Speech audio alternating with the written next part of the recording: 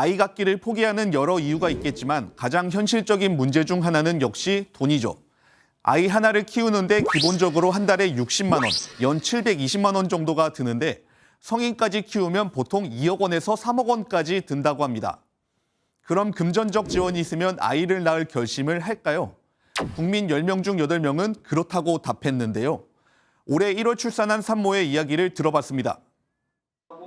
지난 6일 한 기업의 시무식. 평소 듣기 어려운 아기 울음소리가 이따금씩 울려 퍼집니다. 지난 1년간 아이를 낳은 직원에게 1억 원의 지원금을 주는 행사가 열린 날입니다. 이날 지원금을 받은 오혜진 씨도 처음엔 계획이 없었지만 회사에서 출산 지원금을 준다는 소식에 임신을 준비했습니다. 출산을 준비하는데 경제적인 부담이 굉장히 큰데 그 부담을 이제 출산 장려금 덕분에 많이 줄일 수 있게 되어서 올해 출산 지원금을 받은 직원은 모두 28명. 첫째에 이어 둘째까지 낳아 2억 원을 받은 사람도 3명이나 됩니다. 출산 지원금 때문인지는 몰라도 이 회사 직원들의 출생아는 최근 3년간 연평균 23명이었지만 지난해는 5명이 더 늘었습니다. 우리 사회 미래 동향으로 건강하게 잘 키우시길 바랍니다. 이 기업 사례가 이슈가 되면서 출산 지원금을 지급하겠다는 기업도 늘고 있습니다. 국내 한 게임사는 출산한 직원에게 6천만 원을 일시 지급하고 재직하는 8년간 매년 500만 원씩 총 1억 원을 지급하기로 했습니다. 첫째와 둘째는 각각 3천만 원, 셋째는 4천만 원을 지급해 총 1억 원을 주는 회사도 나타났고 셋째까지 출산하면 카니발 차량을 24개월 동안 지원하는 회사도 있습니다. 출산에 대한 보조금이 많이 나온다라고 하면 그런 회사들을 들어가고 싶을 것 같아요. 그러나 민간 기업이 억대 출산 장려금을 주기란 쉬운 일이 아닙니다.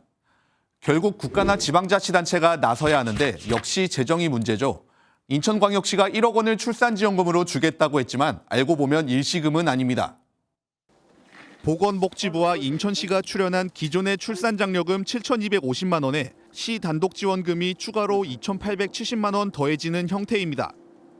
기존의 출산장려금도 고등학교 교육비 지원 등 19살까지 나눠서 주는 돈을 모두 합친 금액입니다.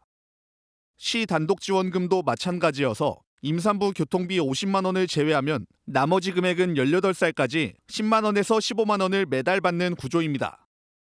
한 번에 받는 기업 지원금과 달리 체감이 덜할 수밖에 없습니다. 중앙정부가 아동수당이라든지 중심으로 해서 평균급여를 확대를 하면서 지자체의 현금 지원은 좀 제재를 하는. 출산장려금이 마치 로또처럼 인식된다는 비판도 있지만 이런 파격적인 조치를 내놔야 할 정도로 우리나라의 인구 소멸은 심각한 수준입니다. 지난해부터 합계 출산율이 겨우 반등에 성공한 만큼 상승 추세가 이어지려면 장려금 못지않게 주택과 육아, 경력 단절 등 여러 걸림돌에서 획기적인 정책 전환이 필요하다는 지적입니다. 한 난임병원 시험관 아기센터. 3명의 연구원이 3시간째 무정자증 남성의 정소 조직에서 정자를 찾고 있습니다. 드디어 찾아낸 한 마리.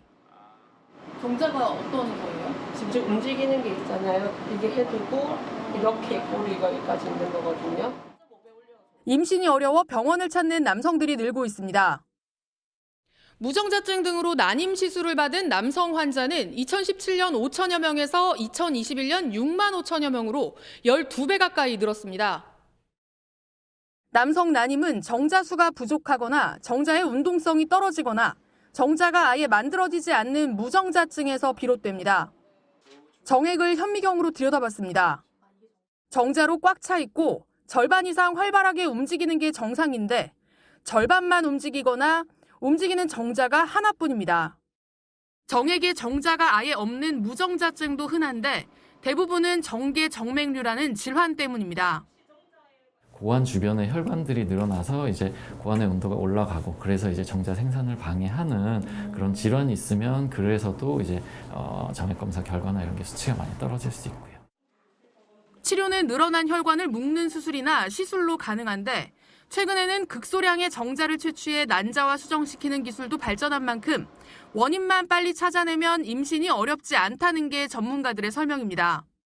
보건복지부는 지난해 4월부터 예비부부를 포함한 모든 임신 준비 부부에게 정액검사 비용 5만 원을 지원하고 있습니다. 자녀 한 명당 1억 원이라는 통큰 출산 장려금으로 화제를 모았던 부영그룹이 올해도 아이를 낳은 직원들에게 장려금을 지급했는데요. 올해는 총 28억 원을 지급했고요. 2년간 전달한 출산 장려금만 98억 원에 달한다고 합니다. 출산 장려금 덕분인지 부영그룹의 사내 출산율은 예년보다 21%가 올랐고 최근 신입사원 채용에는 5배 이상 많은 지원자가 몰렸다는데요. 이중근 회장은 사내 출생률 상승에 대해 금모으기 캠페인처럼 앞으로도 많은 기업이 자발적으로 출산을 지원하는 나비 효과로 번졌으면 좋겠다 전하며 합계 출산율이 1.5명이 될 때까지 정책을 이어갈 것이라고 밝혔습니다. 정부와 국회는 부영그룹의 저출생 해소 노력에 화답하듯 출산 장려금을 전액 비과세하기로 세법을 개정하기도 했는데요. 심각한 사회 문제로 대두되는 저출생 문제, 앞으로도 좋은 해결책과 지원책이 나왔으면 합니다. 한 여성의 자궁을 MRI로 촬영한 영상입니다. 자궁 전체가 동글동글한 혹으로 빈틈없이 가득 차 방광까지 짓누르고 있습니다. 자궁을 이루고 있는 근육에 생기는 양성 종양, 자궁 근종입니다. 여성에게 생기는 양성 종양 중 가장 흔한데 주로 임신을 준비하는 과정에서 발견합니다. 임신하고 나서 초음파 보면서 그때 이제 근종이 있다고 얘기를 들었고요. 배가 커지면서 점점 이제 그 혹도 같이 커질 수 있다고 말씀을 듣고 걱정하면서 병원을 찾은 자궁 근종 환자는 2010년 25만 명에서 2023년 63만 명으로 크게 늘었습니다. 초경은 빨라지는데 갈수록 출산은 늦어지는 탓입니다. 초경이 빨라지면 근종 발생률이 증가하는 것은 보고가 되어 있습니다. 출산력이 근종 발생의 위험을 감소시키는 걸로 되어 있고요. 자궁 근종은 대부분 자각 증상이 없는데 간혹 월경 과다나 빈혈이 생길 수 있습니다.